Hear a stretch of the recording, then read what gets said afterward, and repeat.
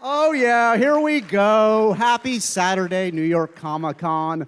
Welcome, guys. My name's Josh Horowitz. I host a podcast called Happy, Sad, Confused. But today, thank you. Today it is my honor, my privilege to welcome Mike Flanagan and the Flanagan, the Flan-vengers. I don't know. I mean, come on, guys. The coolest rock group known to man. By the way, whether you know it or not, you're in my podcast right now. We're recording this as a special episode of Happy, Sad, Confused because I couldn't let this amazing talent go by without preserving this conversation.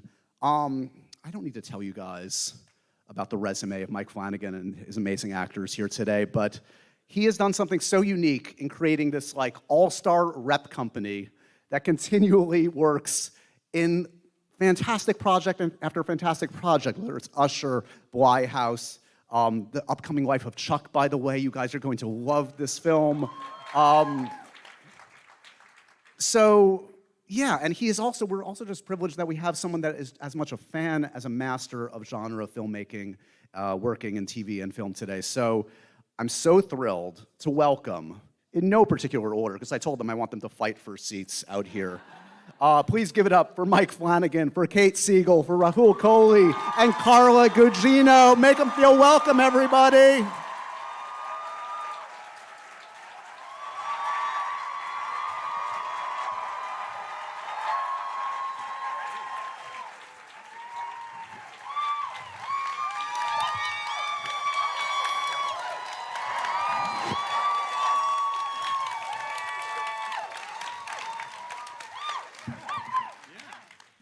Hey guys, y'all look good today.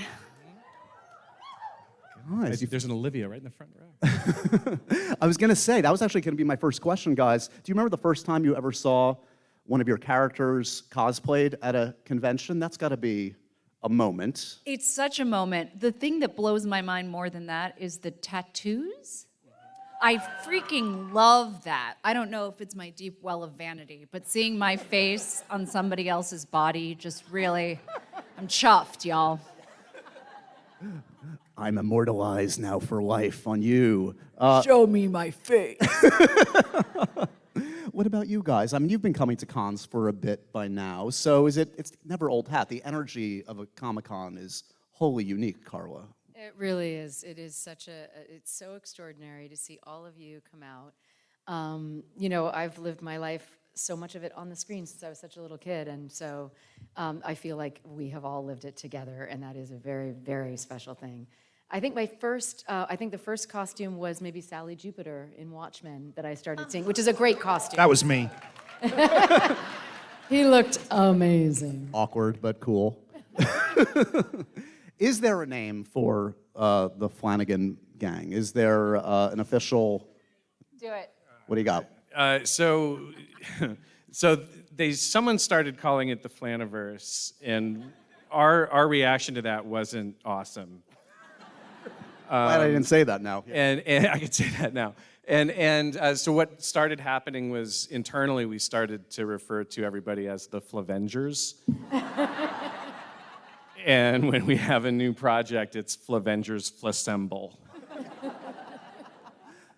Are there different text threads for the different projects, or the different WhatsApp groups, or there's one massive one for all of them? Okay, I can't talk about this because Rahul is excluded from so many of them. I had a feeling I wasn't in all of them. You were, and it's so funny because I ruin every group thread. It's just that you will drop a bomb of a joke that'll just silence everyone as they slowly back away from their phone, imagining it being read out loud in a deposition. We need an encrypted kind of text thread that Rahul can feel safe in. Right. WhatsApp. Yeah. WhatsApp. WhatsApp. Yeah. He's just too edgy for this world. So talk to me a little bit about, I mean, I mentioned this from the start. Like, this is a unique thing. There aren't many filmmakers that I can think of that do kind of have a rep company of a sort. I mean, it's like you and Wes Anderson, basically, out there. How did this happen in kind of a haphazard way, or was it just sort of like you collected folks you liked and yeah, I'm gonna use them in a new purpose for my next project? Like, how did it happen? Yeah, it was not intentional. But as I was very nervous when I finally got to make movies. I didn't know what I was doing. I think most of us who make movies don't know what we're doing, and we live in constant fear that people are going to figure that out. And when you have people that you trust and that you can cut through a lot of because making movies and TV is so difficult, your time is so crazily spread out. If you can communicate well with people, it just makes the process so much better. You have this baseline of trust. It becomes telepathic communication at a certain point.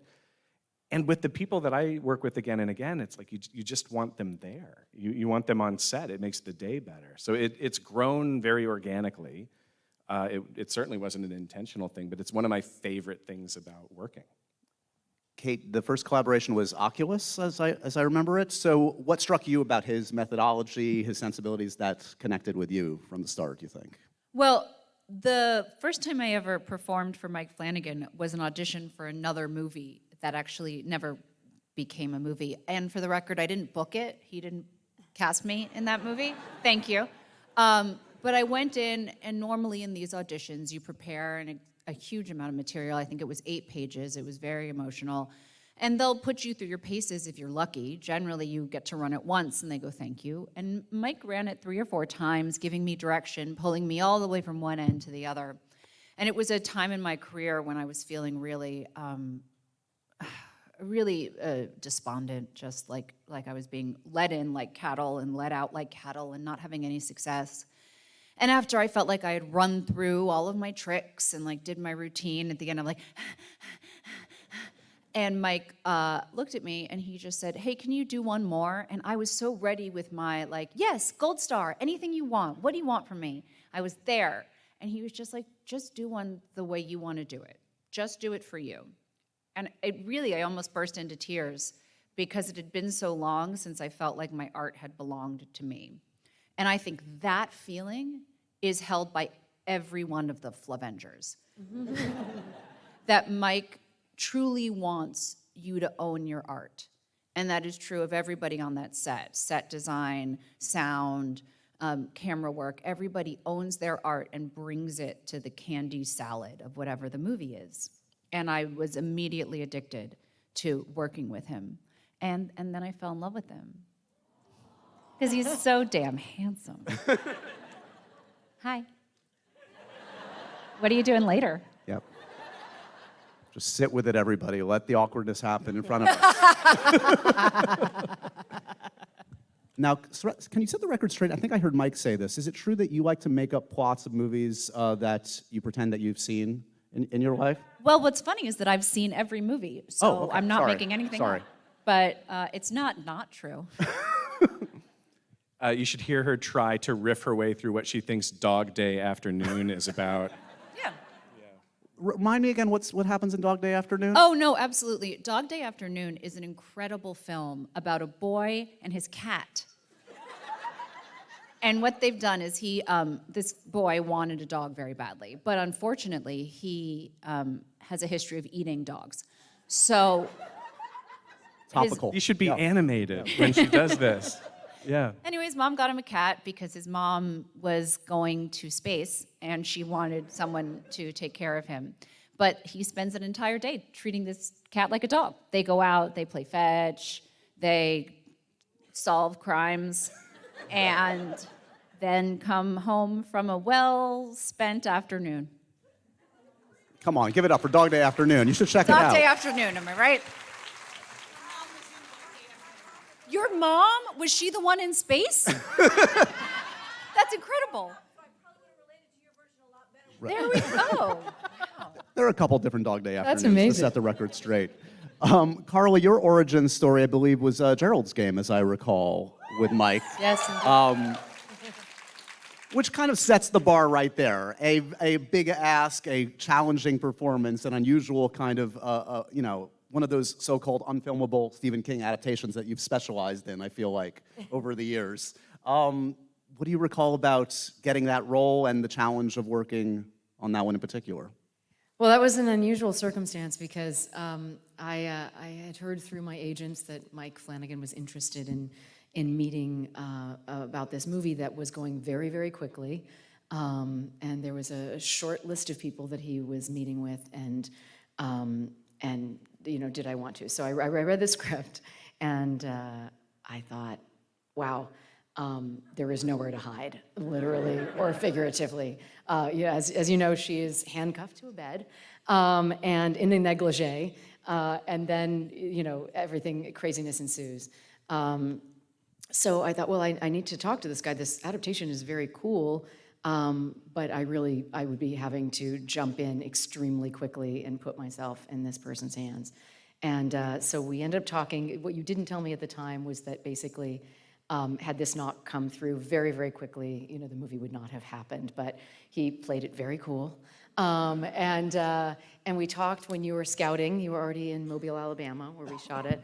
And we started talking, about basically within about 3 minutes. I was like, I want to help this guy make his movie. Like, I feel completely this innate trust very quickly. I don't know how I knew that to be true, but it absolutely was. And we delved in. I mean, from the moment that I read the script to the moment we were filming our first shot was 2 weeks, all in. Bruce Greenwood had been cast. Someone else was going to do the movie and had to drop out for crazy stories, crazy reasons. And we just hit the ground running. I mean, literally, Bruce and I had dinner every night with our scripts in hand, just running lines. Because we shot it was sort of like a one-act play. I mean, we shot it predominantly in this one small location with a small crane that would just follow us around, and I would play the various Jessies in a row. So we would just sort of, and then that was where we got to meet. I mean, it was an incredible experience that was insanely challenging and one of the most joyous times I've ever had on a set as well. So yeah, it was a crazy entry. We definitely had to jump in full force together. Well, and a few of you who have come to the table this morning already when we were doing our signings, I've said this probably 10 times this morning when people bring up that movie, and I say, Carla saved us. She saved the movie, she saved the cast and the crew, and it wasn't just that she came in and took the part and ran with it. Carla showed up and took a crew that was panicked because we had thought the movie might not happen, that were incredibly stressed about kind of throwing this new unknown element into the mix so quickly. And I know Bruce was like, this is someone I don't have a previous relationship with. This is someone I have to get to know right away. And he was like, how is this gonna work? And Carla came in and kind of took everybody's anxiety and quieted it right away on her first rehearsal day. And everyone relaxed and calmed down, and Carla very much took a leadership position in the movie. And I knew the first week that it was like, I want to work with this person forever. And thus far, we have for the most part. Mutual. Yeah, it's so good. such a yeah.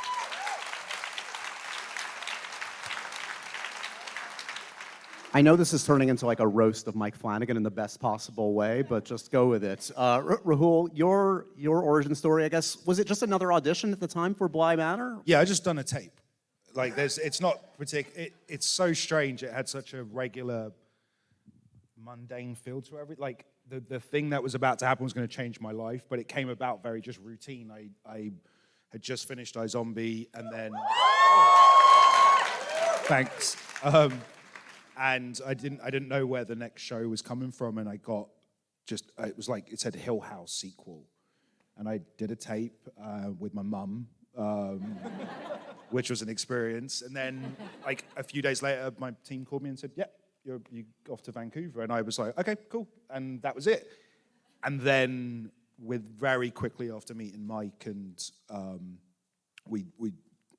Mike directed the pilot, so that was when I worked with him.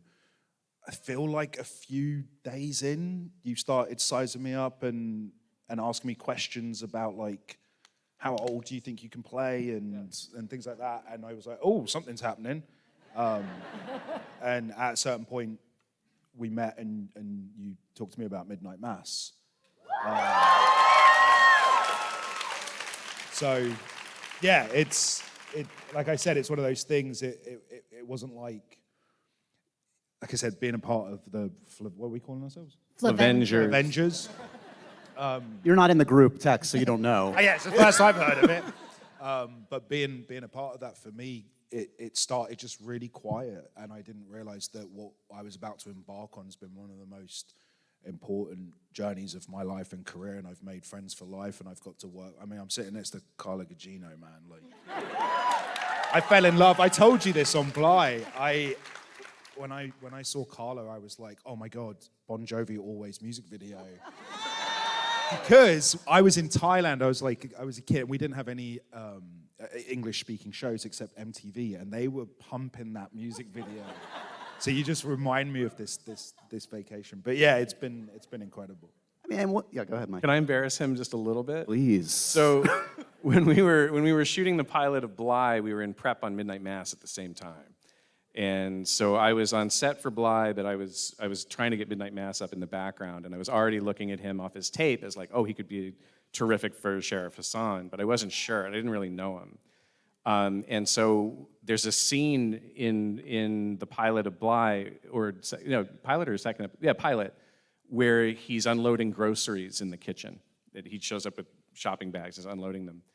And there wasn't much direction to give for this, because he was just being his charming kind of Owen self and putting away the groceries. And I was like, I want to get a sense of like who this guy really is, because everybody behaves very different when they show up on set, and everybody's being very proper and being very trying to make a good impression, especially on a pilot. And so I just started making up really ridiculous directions for the groceries.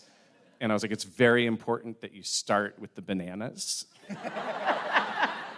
And I want you to take those out first with your left hand. With your right hand, I want you to be reaching for the bread. And then I want you to lift them both up at the same time and place them on the counter. And I'm watching him go, uh-huh. Right? And I'm just making shit up left and right. And just like seeing what he would do. And he's like, uh-huh, yeah. And then, right, you're fucking with me, aren't you? And then I was like, oh, we're gonna get along great. This is great. And that was it was the you're fucking with me, aren't you? Where I was like, yeah, we can work together. I didn't know that. That's awesome.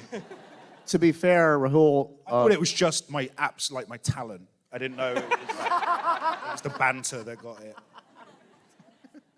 I just met Rahul backstage, and first thing, he fucked with me by asking about the performance of his girlfriend in Kate's new film, by the way. So, yeah. Turnabout is fair play. I buried apparently. the lead. I said, what did you think of the lead of VHS Stowaway? And Thank Josh God I said I liked her. Yeah, was like, yeah, that's my You did missus. take that pause. You were like, something is up. Yeah, you did take that pause. I didn't know what he was fishing for. Oh my gosh. So if there is a theme perhaps that does recur in your work, there are several, but fucked up families, that's in there. Which brings us maybe to the latest work that many of folks in here have seen, Fall of the House of Usher.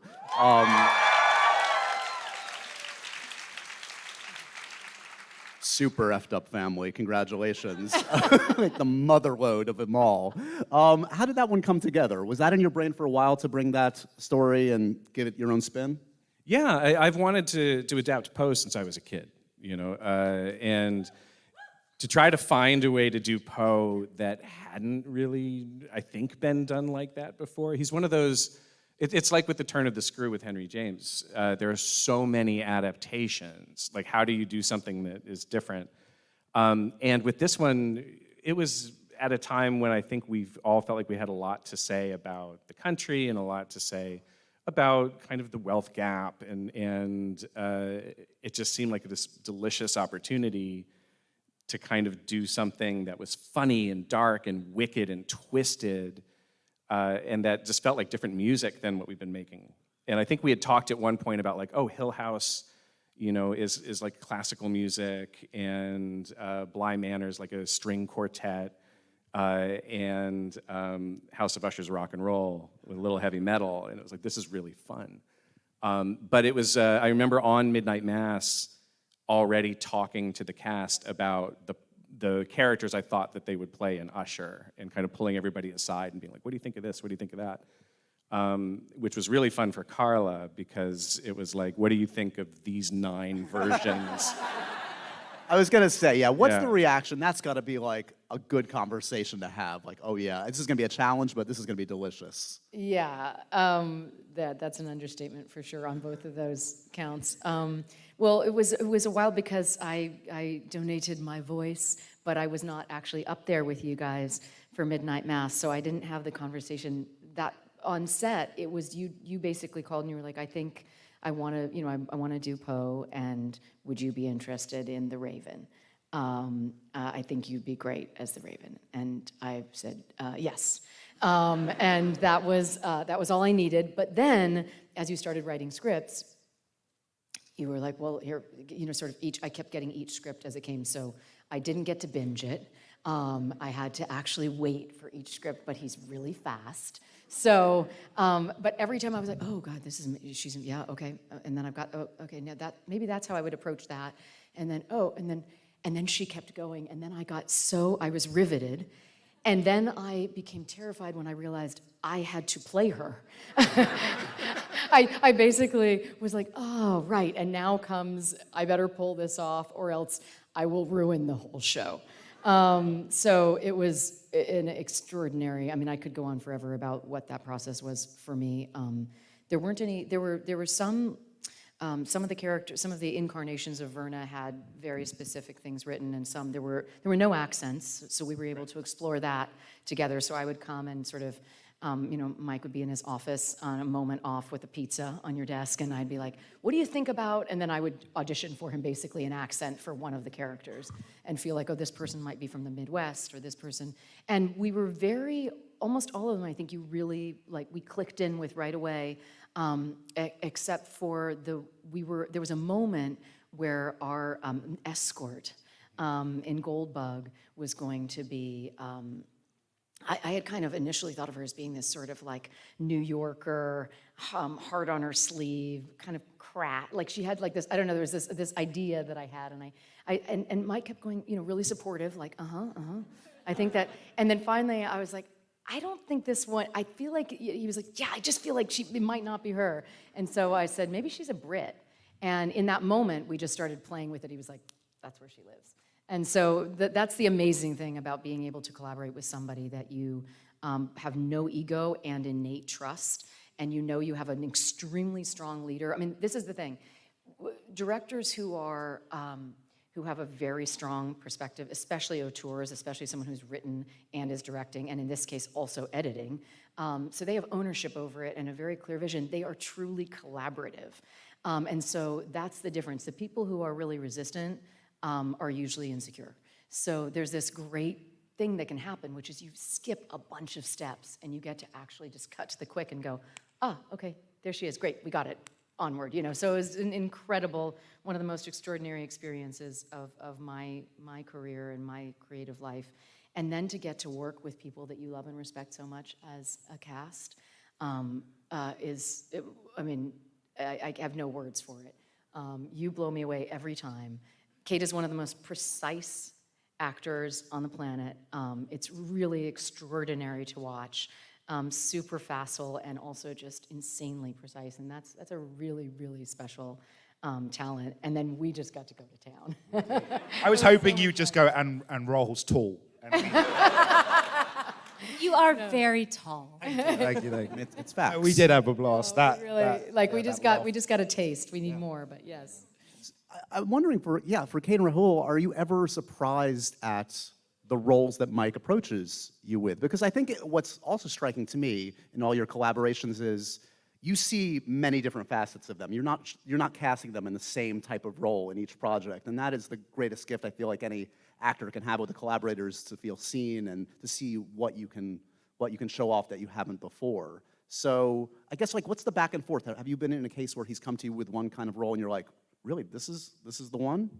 I think I struggled the most with Aaron Green because what Mike wanted for Aaron was the most private part of me.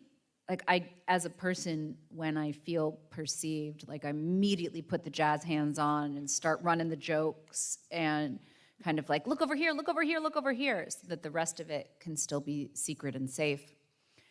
And originally, it was Aaron who burned up in the rowboat. And when Mike made that swap, he came to me, and that was when he started saying, like, I think I want you to play Aaron. And I was like, no, honestly, I would be a fabulous Bev. Like, let's be clear. I was like, what about like Lady Sheriff? Or what about Mother Paul? And I started reading Aaron, and I started to see how you saw me in that way. And then on set, it was a daily exercise in stripping away. And I would try to do a little like zhuzh, and he would say no. And I would say, but what about this? And no, and I also got these. And he'd be like, none of those. And I think the perfect example of that was there's a moment, spoiler alert, when Aaron shoots Bev. And the line is, now we have 5 minutes. And when I tell you I was ready to be Ripley in that moment with the gun, and I'm like, what about like a close-up and like a smash cut to me?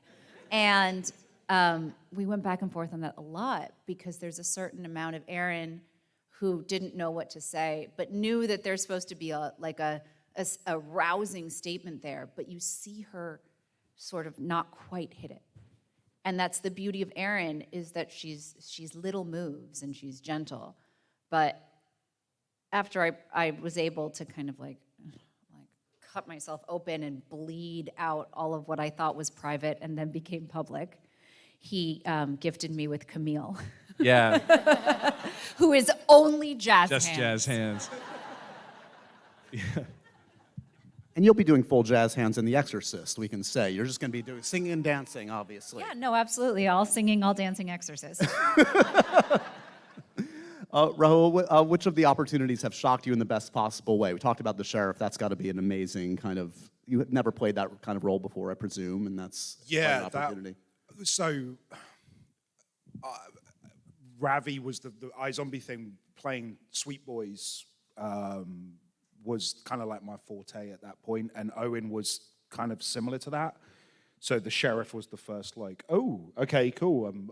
I think I was 33 at the time, and we thought the sheriff was about 42, 40. So I was already going to be playing up, have a teenage son.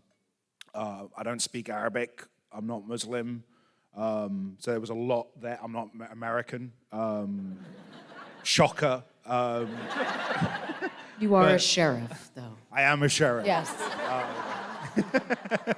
Yeah, that was easy. But yeah, that one, that was a tough one for me. Like, I wrestled with it every day. It felt like an ill-fitting costume, I think, and I was always, it was a character that was super contained, and we never really wanted him to peak, right? We always wanted him to sort of simmer, and just the way that shooting worked out, the only time he boils over is the last week of filming. So for 6 months, I felt like I was just smoldering. And then you'd wait for a crew member to be like, great scene. And no one did, because I just stood there like that. And then I'd go home. But it changed me. That role changed me because I was terrified, super insecure. I didn't feel like I'd proven myself with that role. And once it came out and we had the reception we had, it changed me. It developed not that I didn't trust Mike, I obviously trust Mike, but it deepened that to the point now where if Mike's like, I want you to play the little possessed girl in Exorcist, I'm like, got you. Because I know he wants the best for me and he's not going to let me fail. So, okay, so you're a little possessed girl, you're jazz hands. What's Carla? Who am I? Carla plays both the priest and the devil. Yeah. Clearly.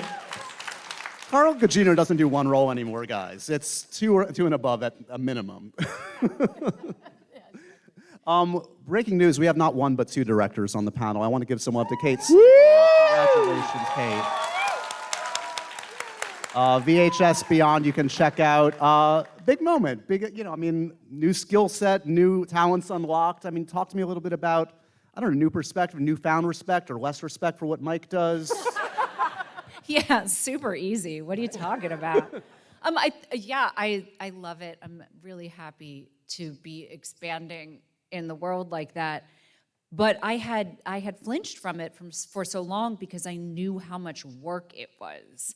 And I'm a sleepy girl. And I did want to take a nap, and directors don't get to take naps. Actors sometimes do. So I kind of approached it with a little trepidation, and I worked as hard as I could, and I tried to be as precise as I was.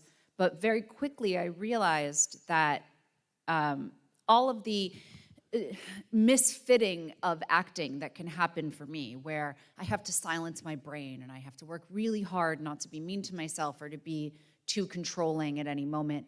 All of these things that I thought were faults in me as an artist were benefits to me as a director. And so there was a certain ease in that transition for me, because while I haven't done it before, and the first time I picked up a camera was to shoot VHS Beyond, I had been sitting next to Mike Flanagan for 12 years. And there is no better role model when it comes to hard work, point of view, the way you run a set, and how you kind of gently guide a story into existence.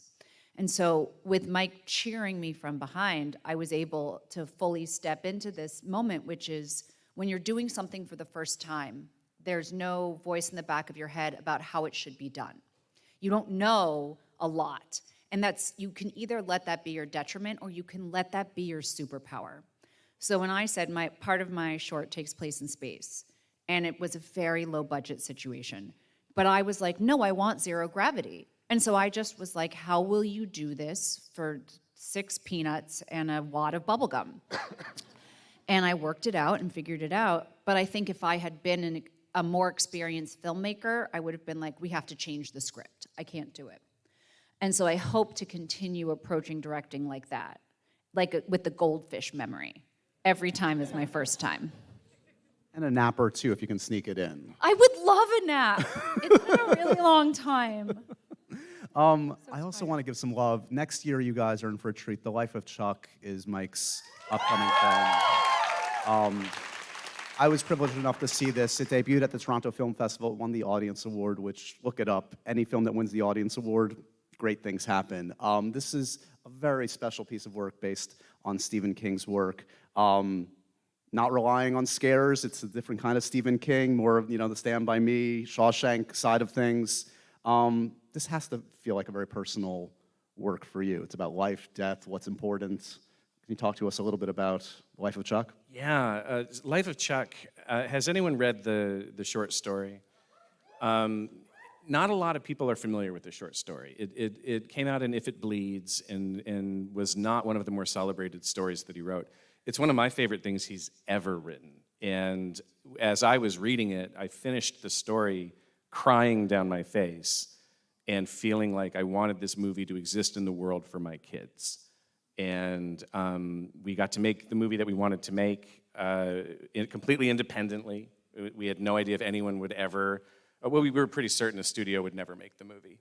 And then we had no idea if anyone would ever buy the movie and put it out. But it's of the feature films I've gotten to work on in my career, it's my favorite by a lot.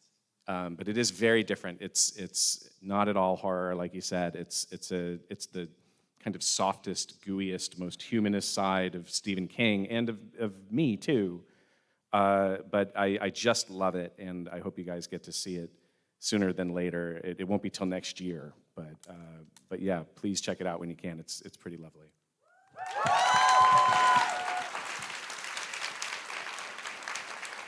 All that, plus you get Tom Hiddleston dancing, and that's epic. Yep. Oh, and everybody up here is in it. Everybody on stage. Carla, kind of like Midnight Mass. You hear her, but I got to show Carla the movie yesterday. It's so extraordinary. I'm so excited for you guys to see it. I was actually saying to Mike, one thing I think I can say that doesn't give anything away, but that you all, having followed his stories, is that Mike has this incredible ability to cut to the quick of what it is to be human and how we find ourselves through our connection with others and how each person that we meet along the way we take with us. And that's really such a theme in everything. And that theme is here though the genre is very different. It's this deep humanity, lack of sentimentality, and yet you will weep. So it's extraordinary. Yeah, really cool. It also, Stephen King came out to Toronto. Stephen King doesn't often go out in public for these kinds of things. And look, you've obviously adapted his work before, but that's not a given. I'm curious, like, what is the relationship now with Stephen King? Does he give notes? Is he just totally hands off? Like, what's... Well, I've had the weirdest evolution of that relationship, because when we did Gerald's Game, I never spoke to him at all.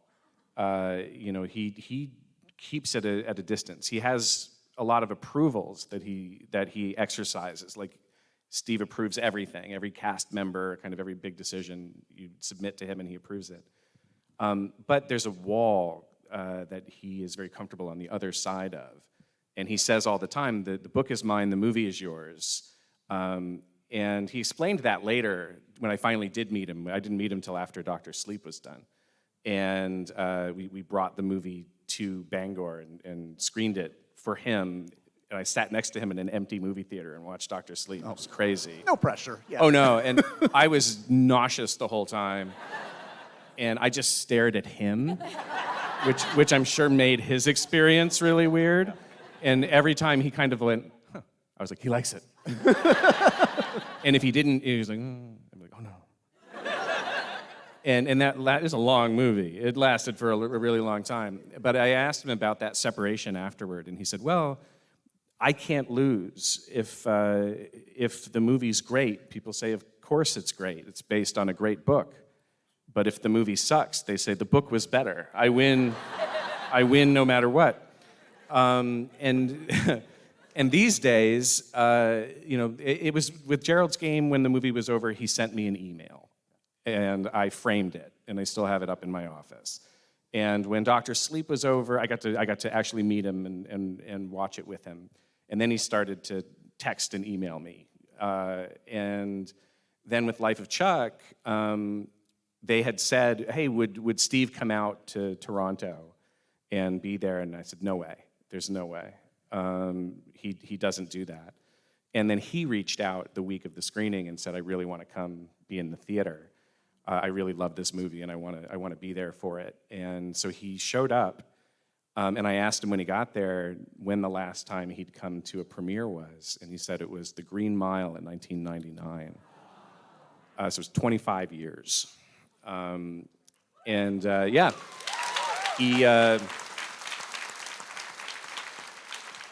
he loves the movie.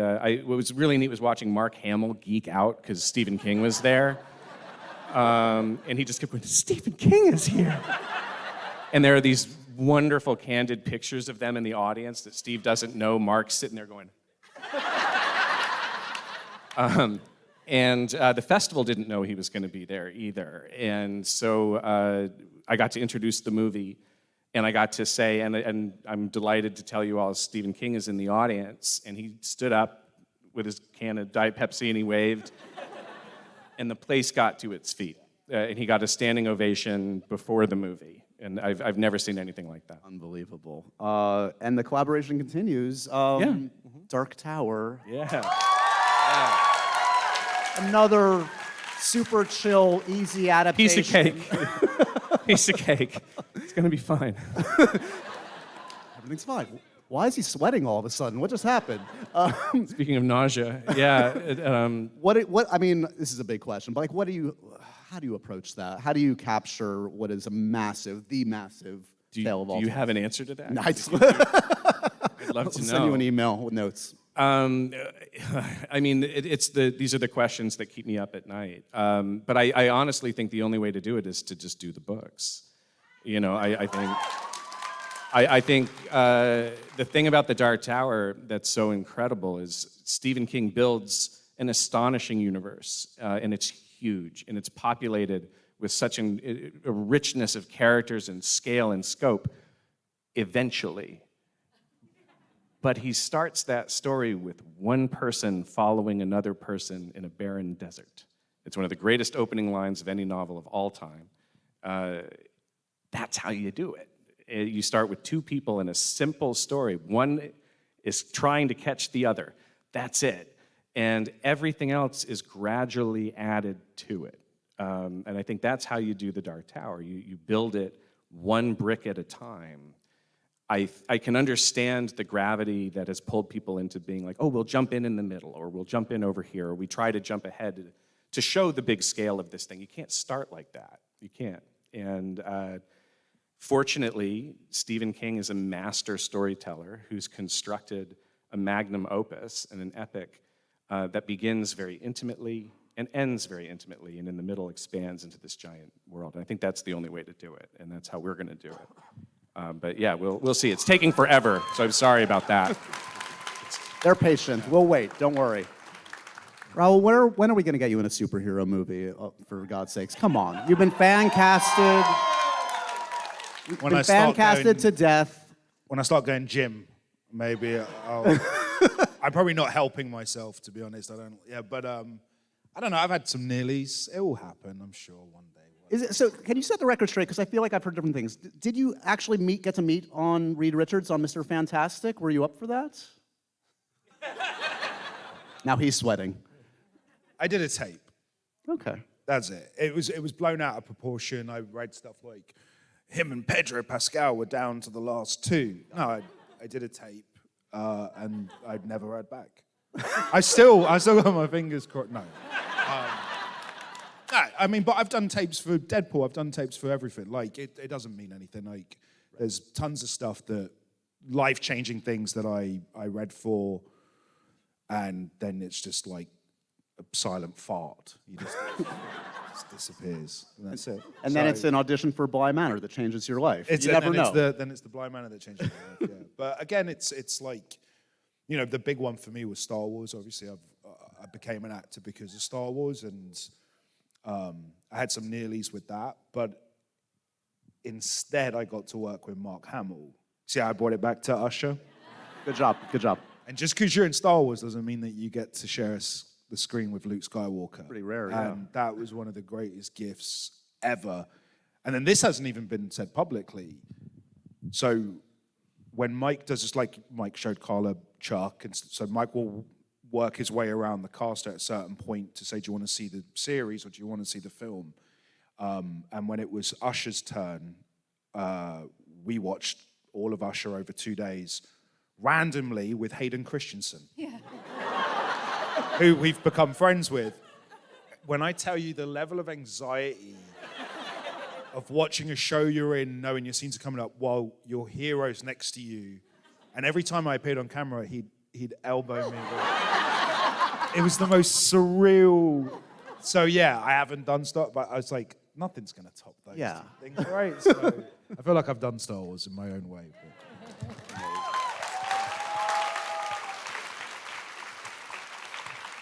We've joked about Exorcist, but I would be remiss if I didn't ask a serious kind of update question because, I mean, again, my favorite horror movie of all time, The Exorcist, the original. What are you trying to capture in this? What's important to you about approaching a new Exorcist film?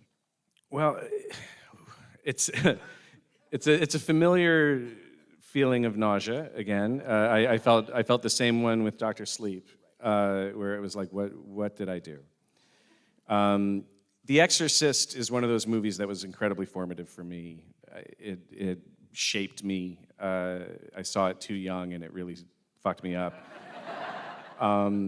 But I think, and they've made so many sequels, prequels to it, and none of them come close, right? You can't do The Exorcist. There's no point in remaking it. There's no point in trying to do that story again or better than the way it was done. So you have to do something new. And you have to do something that rhymes with it and that harmonizes with it, but that isn't trying to replace it or retread it. Yeah, a musical. We're doing a musical. Jazz hands. You heard it first. But, so my goal with it, the Exorcist, the Jazz Hands Exorcist, it was the scariest movie of its time. That was half a century ago. And my only goal isn't to make the scariest movie ever made or to remake The Exorcist. My goal is to make the scariest movie I've ever made and try to make something that scares the shit out of me. And so that's what the appeal is for me. But yeah, what we're doing with it is a completely new thing. Okay. It's a completely new story. It's not a retread, it's not a remake, it's not an update.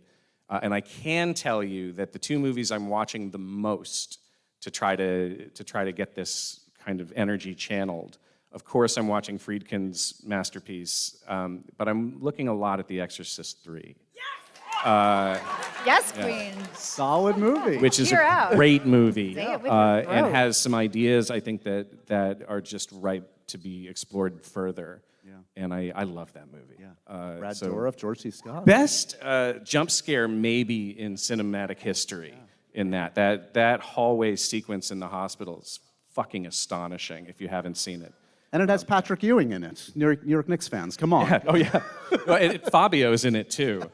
wait. That's the thing we're bringing back. Yeah, obviously, is- you got to keep Fabio. Yeah. But yeah, it's the script is due November 1st, so I gotta get writing. We'll get you out of here in a second.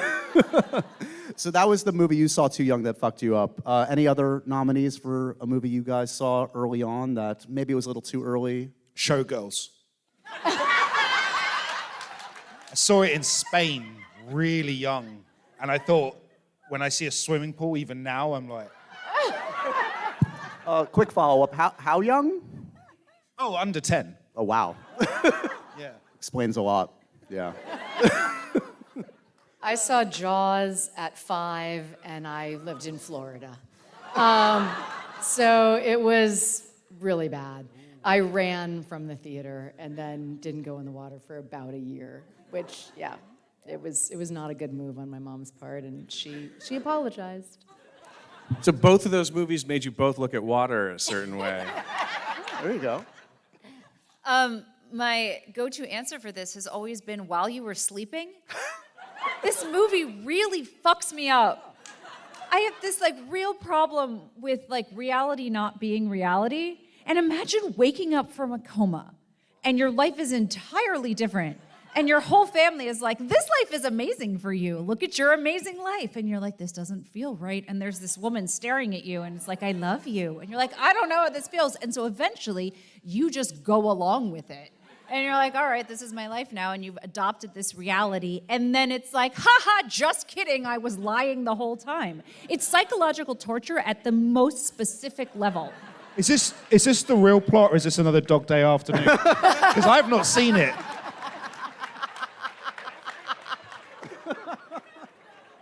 And then your mom goes to space, and you're like, I don't know what to do with this cat all day.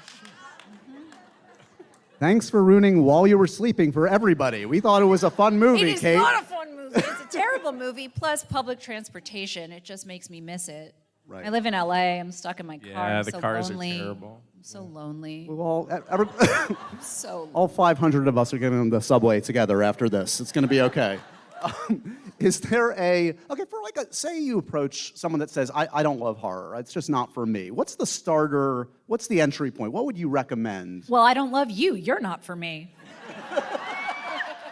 I literally said that to Mike when He we did. started Bly. I made wasn't a horror list. fan.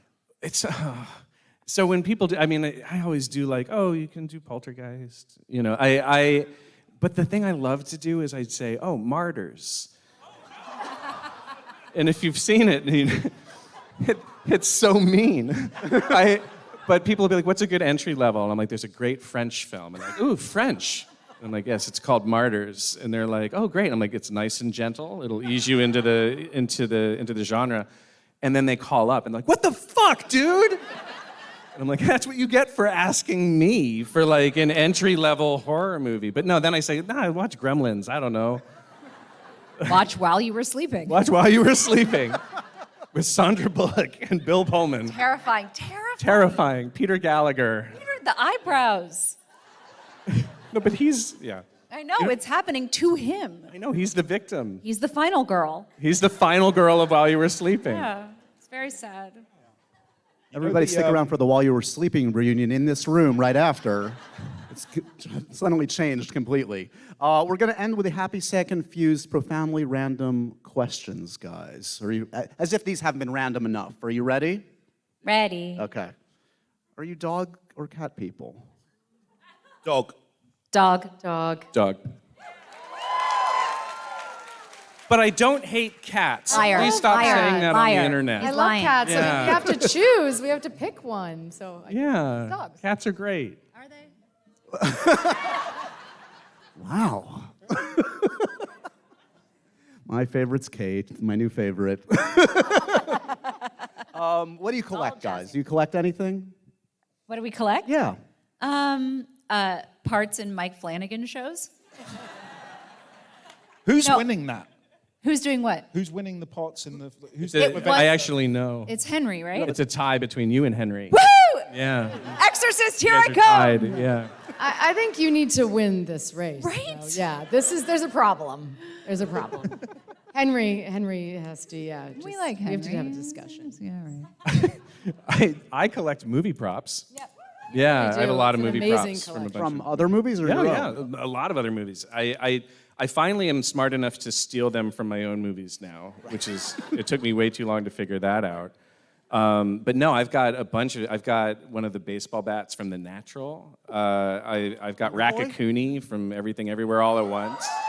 Yeah, there are 4 Wonder Boys, I think, in the world. I've got one of them. But yeah. Cool. What about you guys? Do you collect anything, Carla Rule?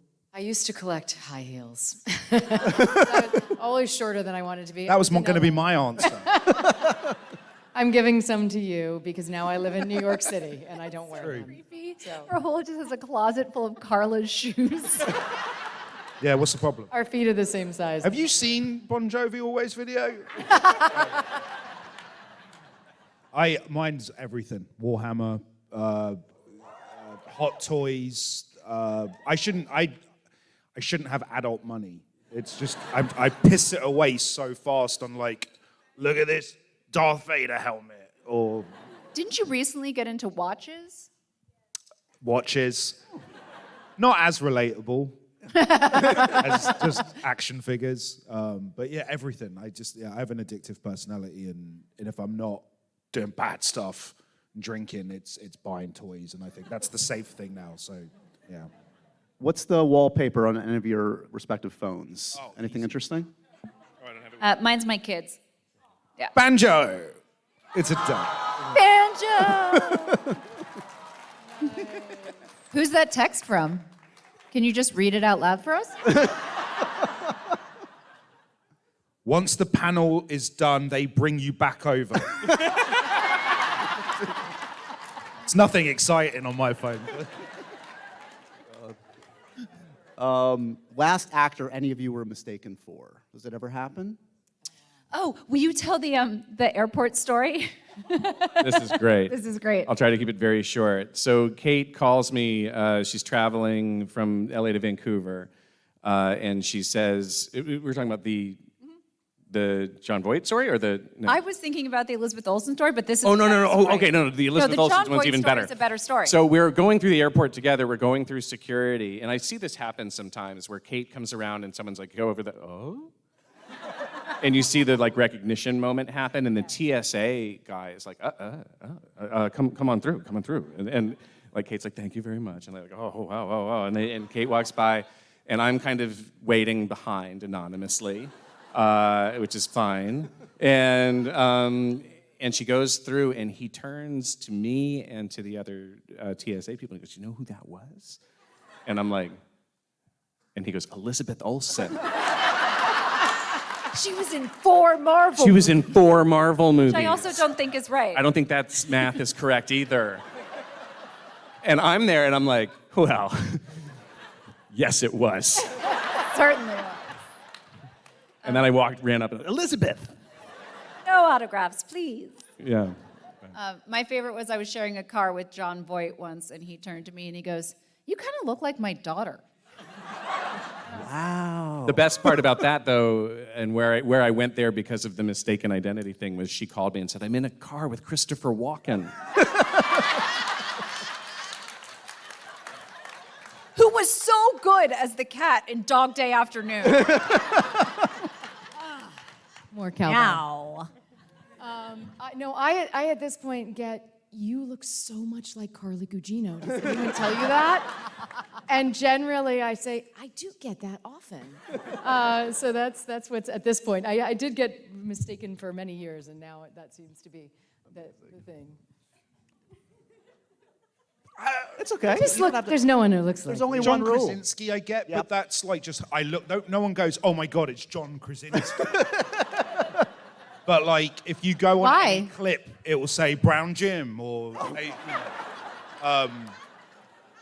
yeah, I don't get awful. recognized, so I don't get mistaken either. I just, yeah. Oh my God. Ed Mosby, I saw that, yeah, sometimes. I will say that the group text chain has an awful lot of John Krasinski memes that we put up when Rahul's doing Use the stuff. reaction GIF, yeah. Yeah. The worst note a director has ever given you. Oh, Obviously take the not. banana out first, put the bread loaf. Yes. I love a good callback. Well done. Anyone else? Anything jump to mind of a... No. Okay, good. I can't think of it right now. There are several, but You blocked it out for the best, yeah. And finally, in the spirit of happy, sad, confused, who's an actor that always makes you happy? You see them on screen, you light up. Rahul Kohli. Lies. Anyone else? Like just in general? In general, Yeah. Oh, I mean, damn, there's thousands. so many. I know. There's so many. I mean, I can't not watch Meryl Streep. It's such a predictable answer, and yet she made me want to act. So every time I see her, I'm just like blown away by that woman. I always love watching Tom Hanks, always. Yeah. Like, just, there's a familiarity and warmth to it. But you know who, like, delights me constantly these days? Is Jack Quaid. Whenever I see Jack Quaid pop up, I'm like, yeah. I actually have the one because we just ran into each other here too. Mads Mikkelsen. That man. Oh, yeah. Mads is here? That man makes me happy every time I see him on screen. That guy is unbelievable. He's here? He's actually here, guys. I also We gotta thought meet my Mads notes- Mikkelsen. I want to meet him. I want to meet Let's Mads get an Mikkelsen. autograph. Matt Berry. We were just every time I see Matt Berry, Yeah, good call. What's I also I thought of my director note story that go I'd for like it. to Yeah, tell. So in the TV show Midnight Mass, Wait, who there's- directed that one? Oh, shit. Here we are. Who can say? it's hard to know. There is a scene where my character is doing a little exposition and lets everybody know that they've sent the boats back to the mainland. They're called ferries.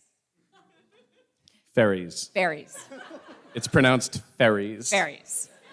Ferries. Ferries. Ferries with an E. And I want you Ferries. to imagine Mike and I doing this from across a soundstage at each other at 3 a.m. Say, cut, ferries. It's ferries. I would say ferries. And that rhymes with like, it's ferries that rhymes with berries. Berries? Yeah, not fairies, that's Berries. Tinkerbell. Fairies like Berries. Tinkerbell with wings. For a really long Ferries time. rhyme with an E. And you feel the whole vibe shift, and they're like, fuck, mom and dad are fighting. And after a while of going, ferries, Ferries. Ferries. It's ferries. ferries, Yeah. he just goes, fuck it, action.